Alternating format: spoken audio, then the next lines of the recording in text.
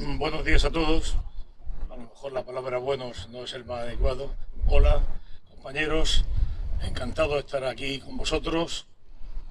Bastante emocionado, a pesar de que estoy acostumbrado a hablar en público, pero hoy no me controlo muy bien. Ahora mismo no soy Eduardo. Hablo en nombre de Janine Alcaraz, una cartagenera, hija de un exiliado, una mujer valiente, escritora, una mujer con una gran valía. Por motivos de enfermedad de última hora, no puede estar con nosotros y había venido expresamente de Orán hoy para estar. Entonces, me he convertido en su portavoz, voy a leer sus palabras y espero que ustedes comprendan, porque yo así lo comprendo, el enorme valor que ha significado el tema de la mujer en el exilio. Muchos eran los hombres en la guerra, pero muchas eran las madres, las mujeres, las milicianas. La mujer participó activamente en Cartagena en esos años. Por lo tanto, el reconocimiento a Janine también. Empiezo a leer su escrito. Y perdonen que hable despacito.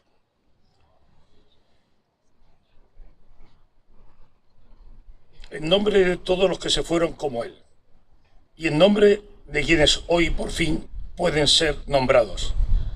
Hablar de mi padre, Juan Alcaraz, es hablar de una vida atravesada por la historia, por la violencia y por el olvido. Y es también hoy un acto de justicia y de reparación. Juan nació en La Parecida. En 1936 era apenas un muchacho cuando despertaron en él ideas libertarias, pero sobre todo una convicción profunda, que la dignidad empieza por el conocimiento. Juan participó en la CNT y junto a otros jóvenes y con el maestro del pueblo organizaba clases para adultos. En un tiempo de pobreza y analfabetismo, enseñar a leer era ya una forma silenciosa de resistencia. Educar era sembrar futuro, cuando todo parecía derrumbarse. En 1939, Juan tenía 18 años. Era de la llamada Quinta del Biberón. El 5 de marzo bajó a Cartagena para recoger su petate en el arsenal de Marina, pero la ciudad ya había sido prácticamente derrotada. Las calles estaban tomadas. El fascismo había ganado. Mi padre dio media vuelta, no volvió a casa, volvió a la clandestinidad, sabiendo que quedarse significaba cárcel, humillación o muerte. Poco después, la flota republicana zarpó desde este puerto hacia el norte de África. Casi 4.000 marinos y cientos de civiles huyeron hacia lo desconocido, dejando atrás familias, casas, trabajos y una vida ininterrumpida. El 7 de marzo llegaron a Bizerta. Las autoridades francesas que controlaban el norte de África no les concedieron asilo. No fueron recibidos como refugiados, sino internados como sospechosos. Ahí comenzó el exilio. Ahí empezó algo peor que el miedo, la desposesión total. Campos sin puertas ni ventanas, suelo de paja, hambre, sed, vigilancia armada, castigos, trabajos forzados bajo un sol insoportable, el ferrocarril del desierto, las minas, el llamado Valle de la Muerte. Les quitaron la ropa, los libros, los objetos mínimos que aún les recordaban quiénes eran. Mi padre fue castigado 7 días en un agujero excavado en la tierra por negarse a humillarse. Solo podía permanecer sentado. Aún así, no se rindió. Porque resistir también era seguir siendo uno mismo. Resistir era no aceptar la injusticia como destino. Resistir era conservar la dignidad cuando todo estaba diseñado para arrebatársela. En 1943 salió del campo, se quedó en Orán, como tantos otros españoles que ya no tenían país, pero sí memoria. Trabajó de camarero y allí conoció a mi madre, Teresa. Formaron una familia, tuvieron 3 hijos y pese a todo tuvimos una vida feliz, una felicidad sencilla, construida a base de trabajo, afectos y silencio, porque el exilio también se hereda en las palabras que no se dicen, en los recuerdos fragmentados, en la nostalgia de una tierra contada más que vivida. Durante muchos años esta historia quedó suspendida en un silencio espeso, casi obligatorio. No se hablaba por miedo, por cansancio o por la falsa idea de que mirar atrás impedía avanzar. Pero el silencio también es una forma de injusticia y romperlo, como hoy hacemos aquí, es un acto de responsabilidad democrática. La memoria no pertenece solo a las familias que la guardaron como pudieron, pertenece a toda la sociedad que hoy se reconoce en ella. Mi padre regresó a España en enero del 76, tras más de 35 años de exilio, toda una dictadura lejos de su país. Volvió ya mayor, a una democracia que había tardado demasiado en llegar y que aún tenía dificultades para mirar de frente su pasado. Poco a poco la familia fue regresando. Cartagena volvió a ser hogar. Aquí vivió hasta su muerte en 2011. Hoy, además, este acto nos recuerda que la memoria democrática no es un gesto simbólico aislado, sino una tarea constante. Requiere lugares como este, instituciones comprometidas y una ciudadanía dispuesta a escuchar. Recordar aquí, frente al mar, donde tantos partieron sin despedida, es reconocer que la democracia también se construye cuidando a quienes fueron expulsados de ella. Hoy, contar esta historia no es solo un recuerdo personal, es un acto colectivo de dignidad. Es sacar del silencio a quienes fueron condenados al olvido. Es reconocer que el exilio no fue una anécdota, sino una herida profunda en nuestra historia democrática. Por eso, en ese día tan especial, en este lugar tan simbólico, en este muelle de la memoria, nombrar a Juan Alcaraz es también nombrar a miles de exiliados y exiliadas. Es afirmar que la memoria es necesaria para avanzar, que recordar no es abrir heridas, sino cerrarlas con verdad, justicia y reconocimiento. Nombrarlos aquí es devolverlos un lugar en la historia y también en nosotros. Contar esta historia es salvarla del olvido. Gracias por escuchar. Palabras de Yanín Alcaraz, expulsado, como he dicho al principio, su enfermedad.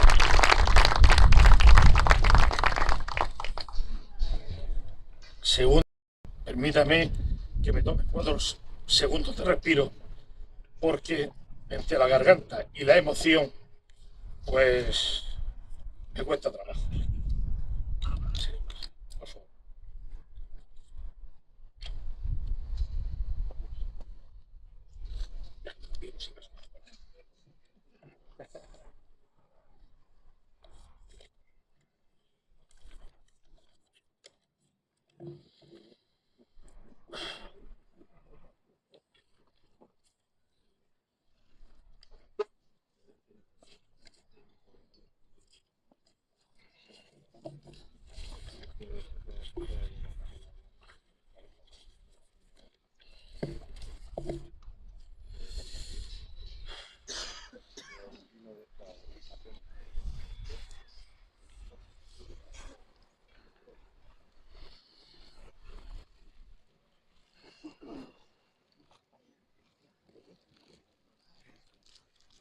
Volvemos.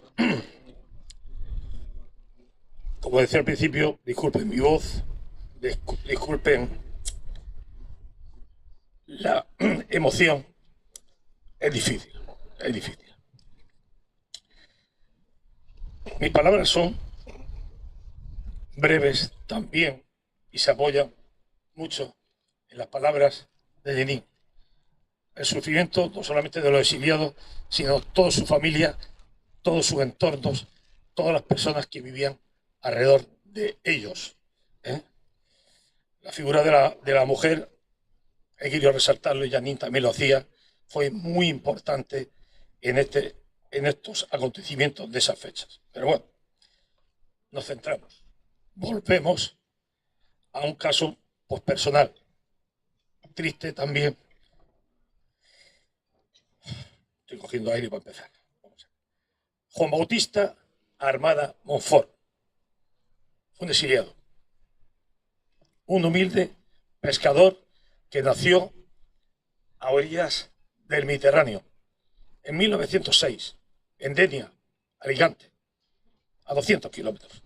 Vino a Cartagena a cumplir con sus obligaciones de servicio militar. Quien conocía a Juan Bautista sabía de su capacidad de estudio y de sus inquietudes sociales. Este joven estuvo comprometido políticamente y sindicalmente.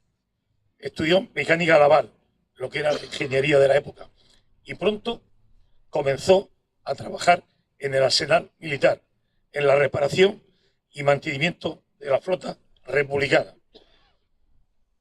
Nuestro historiador nombraba todos esos barcos que él me recordaba muchas veces. Bueno, a sus 30 años se casó en 1936 con su Antoñica, Antonia Ros Fontmayor, cartagenera de la calle Cuatro Santos, y fruto de ese amor tuvieron un hijo que habría sido mi hermano mayor si no hubiera muerto por falta de recursos médicos en el primer año de la guerra. Su trabajo, sus estudios, sus inquietudes sociales, su familia, todo se vino abajo en el transcurso de esos fatales años. Tuvo la suerte de embarcar en ese último barco que zarpó de este puerto hacia Orán, marzo del 39. Sorteó la muerte y salvó la vida en una corta travesía por el Mediterráneo. No era un crucero de placer, era huir del terror. ¿Quién le iba a decir que su destino sería Orán? Costas que se divisan desde la Muela en días de calma atmosférica. Un destino desconocido donde desembarcaron miles de españoles y donde el recibimiento y el trato los primeros años fueron muy duros. No llegaron como refugiados políticos. Fueron prisioneros de guerra, de otra gran guerra. Mi padre siempre eludía hablar de este sufrimiento inicial. En Argelia siempre evitaba mostrar sus angustias por esos acontecimientos. Trataba siempre de mostrar optimismo. Nunca le vi transmitir rencor, ni angustia, ni venganza, nunca. Pero sí es verdad que poco a poco perdieron nuestros exiliados la esperanza de que España volviera a ser democrática. En esos años iniciales en Orán, después de esos inicios tan duros, pudo hacer valer su saber y sus conocimientos mecánicos navales. Montó un taller de reparación vinculado al mundo naval. Así, su vida estaba rota, alejada de su familia, de su Antoñica, con la que se reencontró después de 15 años, mientras mi madre esperaba en Cartagena la autorización para poder embarcar con destino a Orán. Muy larga espera, 15 años soñando cómo empezar de nuevo. Por fin, en 1954 se reencontraron y en 1955 nace su hijo Eduardo. Fueron unos años de tranquilidad, pocos, hasta que el movimiento de liberación de Argelia se armó contra Francia y volvió a desaparecer la paz en su horizonte. Vuelta a empezar. Otra vez el Mediterráneo, otro crucero lo ponía a prueba. Un segundo exilio. Lo perdió todo en el 39 y ahora lo volvía a perder todo en el 61. Su casa, su huerto, su taller, sus amigos, todo. Pero salvó a su familia. Lo más importante, los tres juntos. Yo tenía 6 años y recuerdo con horror el barco de pesca donde hicimos la travesía hasta Alicante. El oleaje, el frío, la incertidumbre en la cara de mi madre, la dureza del viaje en un humilde barco de pesca. Previamente consiguieron mis padres que aceptaran en España su regreso para evitar sorpresas, pues después de 22 años no había habido ningún avance, sin libertades, sin democracia, todo seguía igual. Después de sus 2 exilios, Cuando hablábamos, él recordaba sus pecados, sus delitos que fueron la defensa del orden constitucional, trabajar por y para el gobierno establecido, la República, ser una persona con compromiso social, honrada, generosa.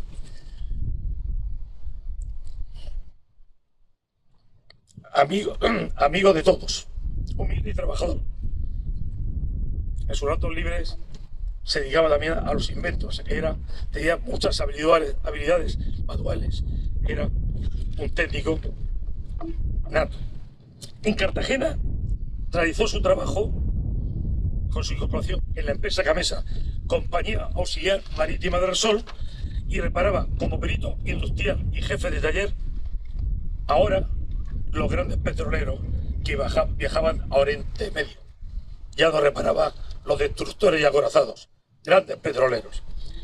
Murió en 1977, no le dio tiempo a ver los acuerdos políticos de la transición y la amnistía de 1978. No vivió la transición. Estas fechas, este sufrimiento, esta historia de vida, como la de muchos otros, debería ser recordada para evitar que esta triste historia de 40 años no vuelva a repetirse en España. Yo hago lo mismo que él me enseñó. No traslado esa tristeza que puede inundar a mis hijas. Siempre vivo en positivo. Perdono, pero no olvido. La memoria tiene que estar presente. Y cuando uno está sereno y piensa en las familias que hacen estos tremendos viajes por la ruta del Mediterráneo, jugándose la vida, huyendo de la pobreza, la violencia, la hambruna, recordamos nuestra propia historia. Cientos de miles de españoles fueron exiliados en Argelia, Francia, México, Argentina. Nosotros hicimos a estos países más fuertes y ahora ellos nos ayudan a ser más humanos y más productivos socialmente. Termino.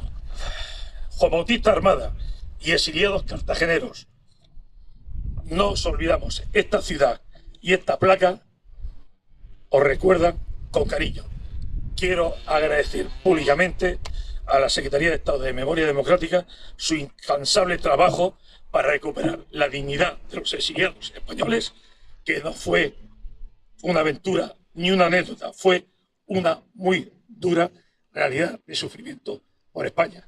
Gracias de corazón a todos por su atención.